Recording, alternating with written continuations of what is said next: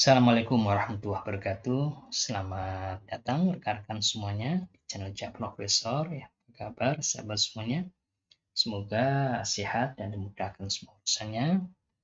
Baik, Bapak Ibu sekalian, eh, saya rasa kita perlu memahami ya mengenai bagaimana kita bisa meningkatkan nilai atau skor cinta kita. Ya, meskipun ini bukan merupakan tujuan utama, tetapi saya rasa ini bagian pendukung kita ya sebagai hal yang penting dalam rangka untuk proses pengajuan jabatan fungsional kita. Karena ya asesor ya tentu bisa juga melihat rekam jejak dari pengusul ya. Rekam jejak dari pengusul bisa diperoleh dari beberapa sumber ya. Bisa dari Sinta, bisa dari Google Scholar ya, misalnya bisa dari ResearchGate misalnya, atau sumber-sumber yang lain dari Scopus ya, dan sumber-sumber yang lain lah. Nah, saya rasa ini penting ya kita memahami bagaimana kita bisa meningkatkan skor cinta kita. Nah, nanti Bapak Ibu sekalian juga bisa melakukan proses ini ya secara mandiri ya, dan juga di tingkat admin PT ya melakukan validasi ya sehingga nanti ya setiap kali kita publish yang baik itu jurnal publish di apa itu jurnal nasional akreditasi atau jurnal reputasi atau kita berhasil ya menghasilkan buku ajar, referensi, monograf itu bisa kita tambahkan. Nah, juga bagaimana cara menghitung skor Sinta. Nah, ini juga saya rasa penting, tidak hanya kita mengunggah ya, tetapi kita juga bisa menghitung ya, atau bisa mengetahui setidaknya bagaimana cara perhitungan skor Sinta. Nah, Bapak Ibu sekalian, mengapa ini penting ya? Ya, karena Sinta ini sistem pangkalan data yang memetakan kinerja publikasi, riset, dan juga produktivitas dosen serta peneliti. Nah, dari sini nanti juga bisa menghasilkan klasterisasi kampus yang berkontribusi ya dalam penilaian kualitas kelembagaan perguruan tinggi.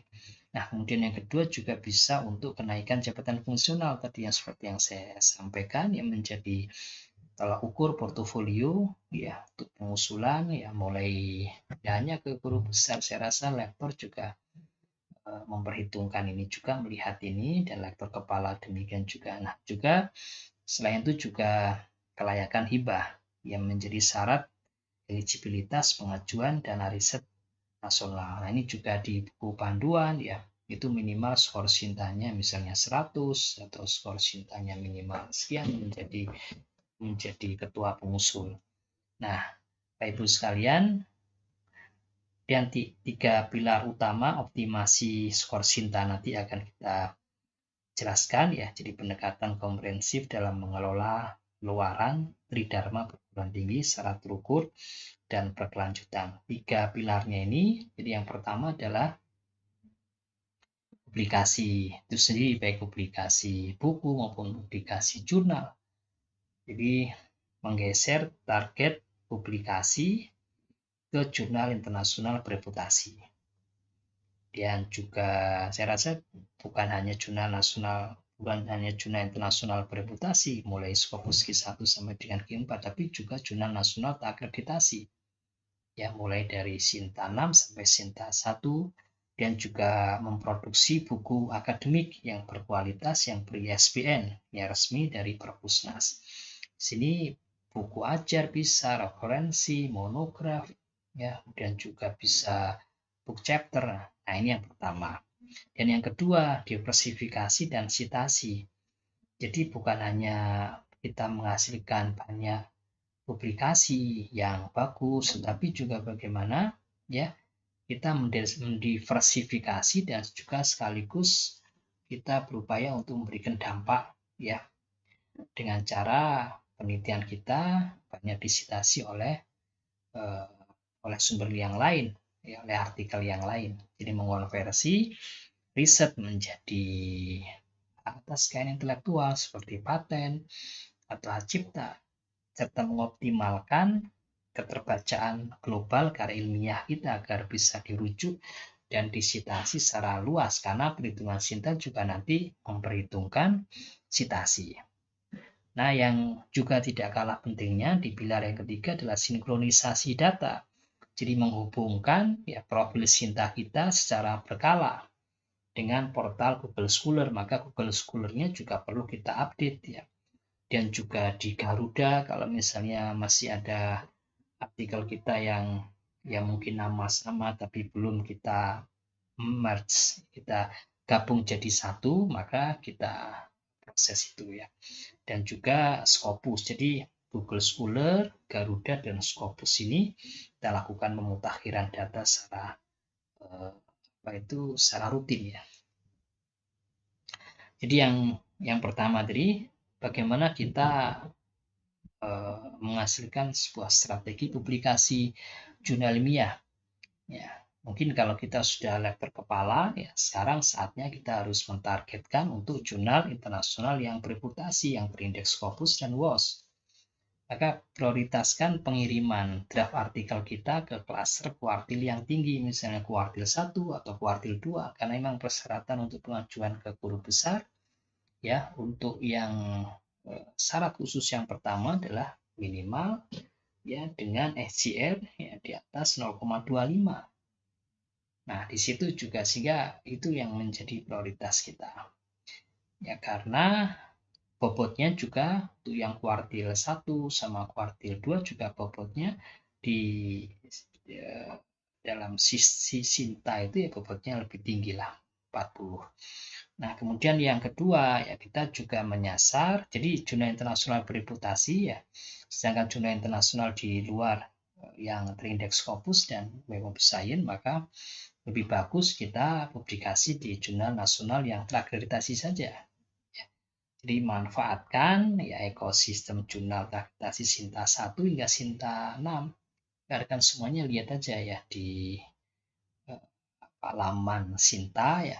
Ketika misalnya di situ di sourcesnya, di jurnalnya, ketik aja misalnya kata kuncinya apa, ya misalnya kata kuncinya ekonomi syariah, nanti di situ ada banyak jurnal mulai dari Sinta yang paling tinggi sampai Sinta yang 6.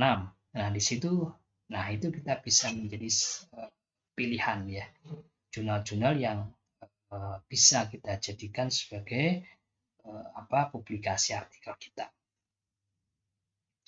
Nah, pilih status akreditasi tertinggi yang paling realistis untuk cakupan naskahnya. Makanya tergantung pada kualitas naskah kita. Kalau naskah kita kadang ada naskah yang memang paling bagus, ya coba kita ke Sinta 2. Mungkin kalau hanya misalnya literatur review yang tidak bisa dijadikan sebagai syarat khusus, tetapi ya bisa menambah ya skor Sinta kita, bisa menambah angka kredit prestasi kita, maka bisa kita masukkan, bisa ke Sinta 4, ya Sinta 3, ya kalau Sinta 5, Sinta 6 ya masih bisa, Sinta 4 juga masih bisa. Jadi skor Sinta juga naik, nanti angka prestasi juga bisa diperhitungkan. Dan maksimalkan jurnal nasional terindeks Garuda ini yang di luar, yang jurnal nasional terakreditasi ini tetap juga dihitung di dalam perhitungan skor Sinta. Jadi apabila artikelnya belum bisa dipublikasikan di jurnal yang terakreditasi, maka ya sekurang-kurangnya ya jurnal nasional tersebut terindeks Garuda lah. Jadi kita bisa lihat ya di laman Garuda ya.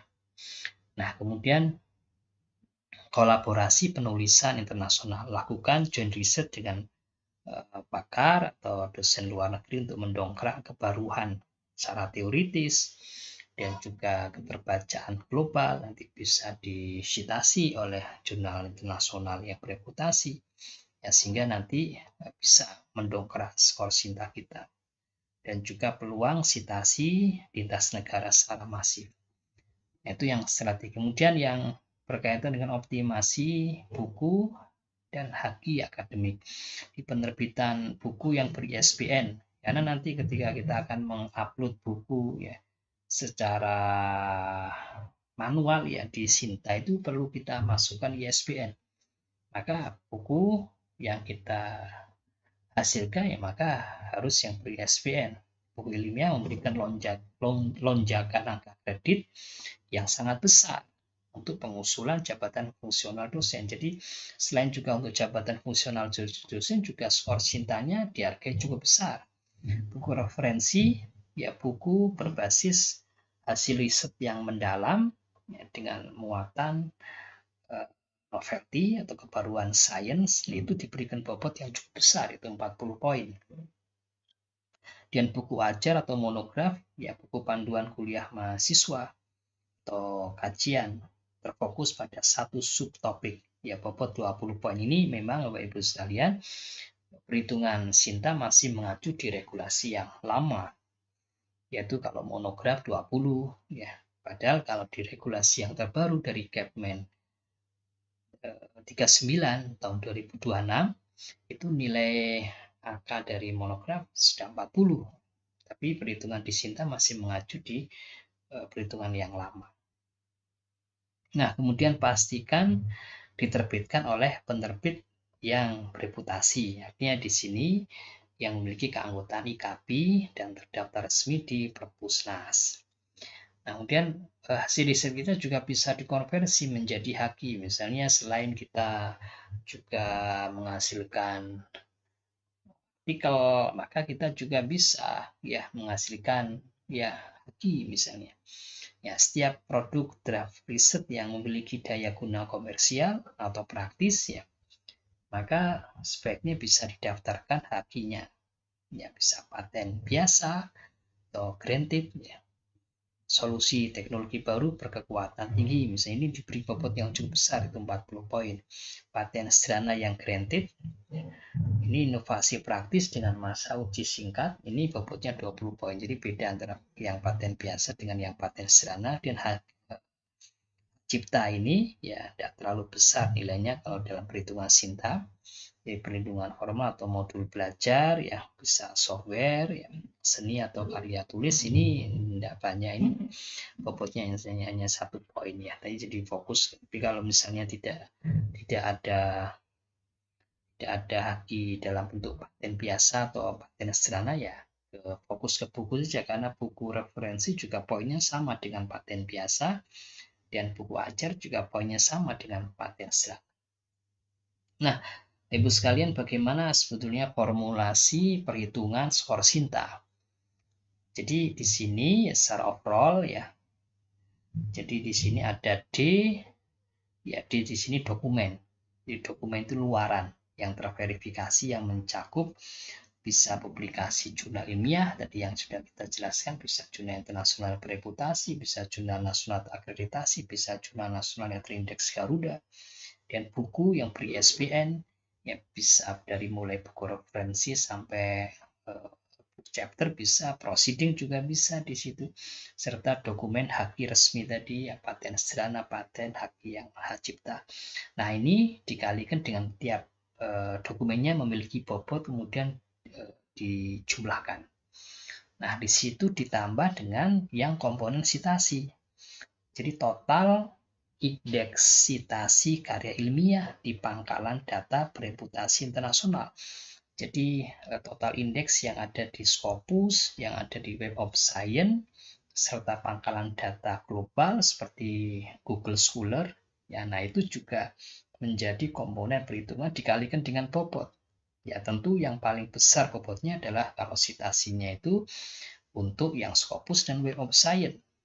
Ya, nah nanti kita akan berikan contohnya. Nah, ini yang bobot komponen Sinta ya versi 3.0 di situ jurnal internasional ya kuartil 1 dan 2 dan juga Web Science yang core collection di sini 40 poin.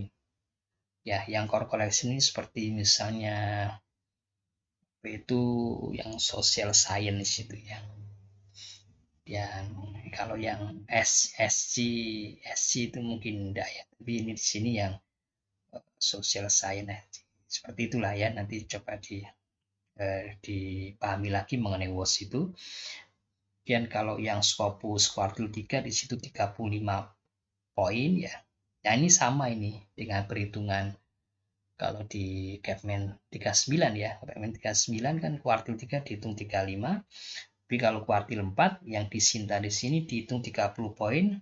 Tapi kalau dalam ini dihitung 33 ya. Dihitung 33. Kalau 30 poin itu jurnal internasional yang tapi yang tidak memiliki kuartil. Nah, book chapter juga ternyata dihitung ya di situ book chapter yang terindeks Scopus atau yang proceeding, conference yang terindeks Scopus ya 15 poin. Dan kalau jurnal internasional Sinta 1, Sinta 2 skornya 25 poin sama, 25 angka kredit sama ya kalau dalam perhitungan kenaikan jabatan fungsional. Dan juga jurnal yang Sinta 3, Sinta 4 20 poin. Dan jurnal Sinta 5, Sinta 6 15 poin ini sama ya dengan angka. Kemudian yang jurnal nasional yang tidak terakreditasi yang terindeks Garuda 5 poin. Dan buku referensi 40, ya buku ajar 20. Dan nah di sini yang perhitungan untuk yang indeks, ya, yang sitasi. Ya, sitasi per satu sitasi di pangkalan data Scopus atau GOS di situ 4 poin. Jadi tinggal dikalikan 4 aja nanti. Dan indikator sitasi ya per satu sitasi di Google Scholar ya maksimal 1000 sitasi ya. Per satu sitasi di sini bobotnya 0,5 poin.